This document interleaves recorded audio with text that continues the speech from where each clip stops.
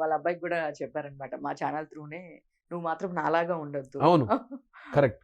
అందరు పిఆర్ బావుండాలి. అందరితో యెస్. మాట్లాడాలి. అందరిని అడుగు యెస్. తప్పులేదు. తప్పులేదు. అసలెందుకు అంటే ఆ సిట్యుయేషన్ కూడా ఏం చెప్పారంటే, అల్లు అర్జున్ గారు వాళ్ళిద్దరు కలిసి ఒక మూవీ చేసినప్పుడు, "సార్ మేమే అడుగుతున్నాము. మీరెందుకు అడగరు తప్పే ఉంది. ఎప్పుడు కలిసి చేద్దాం. ఇట్లాంటియన్నీ మేము అడుగుతున్నాము.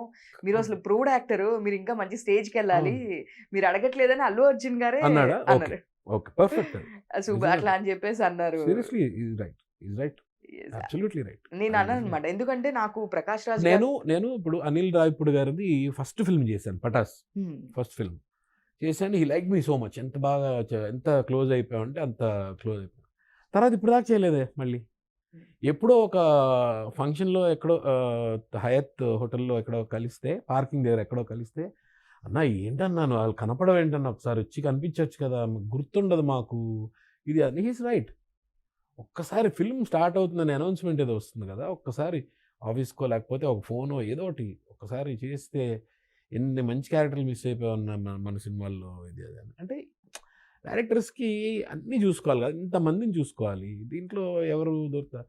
ఇక్కడి నుంచి ప్రొడక్షన్ మేనేజర్‌లు కొన్ని పేర్లు చెప్తారు. కో డైరెక్టర్‌లు కొన్ని పేర్లు చెప్తారు. వాళ్ళ మైండ్‌లో కొన్ని పేర్లొస్తాయి. హీరో గారు ఎవరున్నారో ఆళ్ళు కొన్ని పేర్లు చెప్తారు. సో, మన నేమ్ రాకపోయుండొచ్చు. యెస్. యెస్. మనం ఎళ్లి కనిపించామనుకో, మనోడు ఉన్నాడు గదా! టక్కని